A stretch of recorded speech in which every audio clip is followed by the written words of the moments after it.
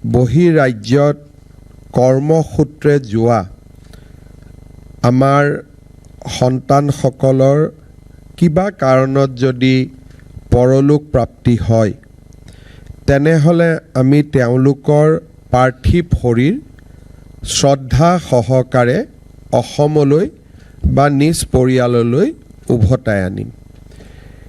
এই আঁচনি আমি ৰাইজক কথা দিছিলোঁ যে 1 অক্টোবৰ 2025 চনৰ পৰা আমি শুভাৰম্ভ কৰিম। ৰাজ্যৰ বৰ্তমান পৰিস্থিতিৰ পৰিপ্ৰেক্ষিতত আজি আমি 6 অক্টোবৰ তাৰিখে এই আঁচনিটো বা এই আঁচনিখন ৰাইজৰ উদ্দেশ্যে আমি আগবঢ়াই দিব বাবে ইয়াত উপস্থিত হৈছোঁ।